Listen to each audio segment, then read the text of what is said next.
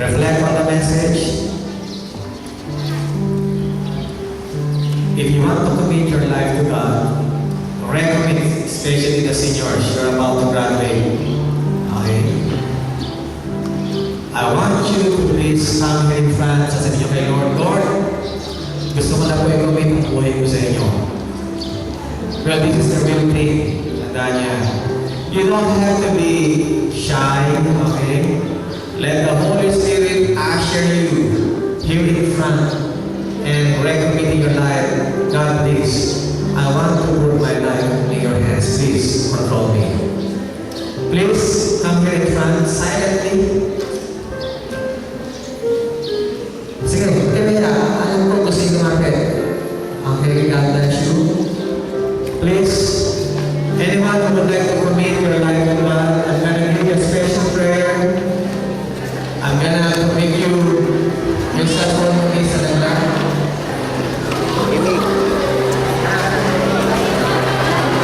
Please come here in front silently, prayerfully. Let's die. Okay, God bless you.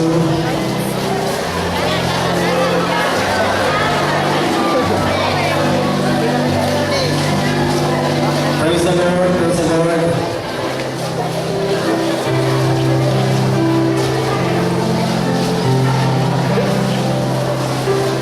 Wow. So we have this money right now. May I have your attention, please? Complete silence. Listen to Sir Constantine Watch. God knows your heart. God knows your cares. God knows even the smallest concern in your life. Yung pinakabaliit na concern mo, alam mo yun yan. But I want you to be sure and certain na si God, hindi na tayo pabayaan. Do you believe in that? Do you believe in that? Do you believe that God knows your cares? I want you to answer amen. I have a question. Please answer amen. Do you believe that God knows your heart? Yes. Do you believe that God knows your concerns? Yes. Do you believe that God will answer your prayers? Yes. Do you believe in that?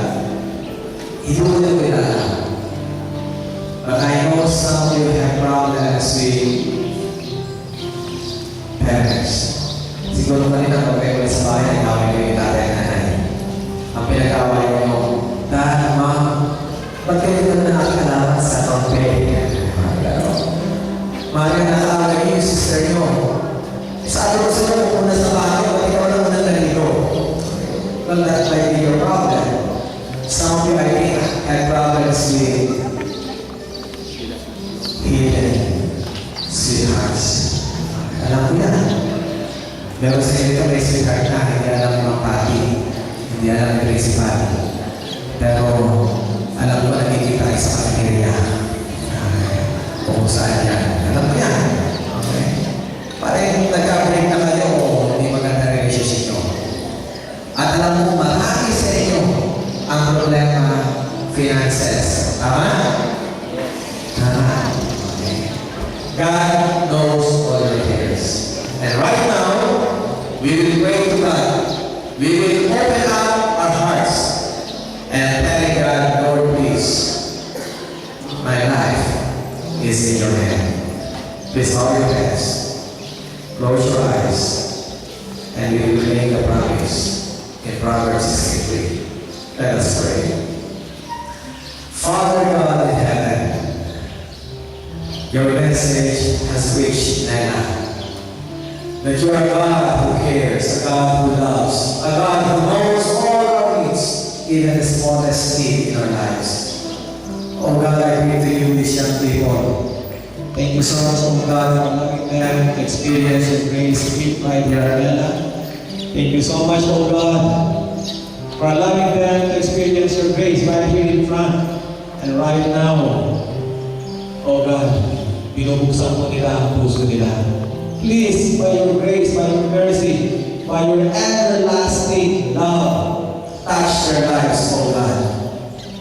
Please answer the needs of their hearts, the desires of their hearts. Kung meron may sakit dito, anyone who is sick among you, by God's grace, by God's mercy, Lord, please bring healing to his soul, to her soul. Lahat ng may problema sa finances of God, parents who have no work, please, Lord, by your grace, please give them your daily provision, daily needs.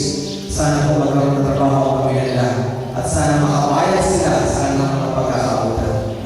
Those who have problems with relationship, emotional problems, break up, Lord, please, tulungan niyo po sila. Please mend broken relationships, settle with individual differences. At sana kayo tumulong sa kanila. And I also pray, Lord, ito po ang pinaka-importante. I pray for their salvation. Help them to know their priorities. Putting God first, putting God second, and putting God the last being in their lives.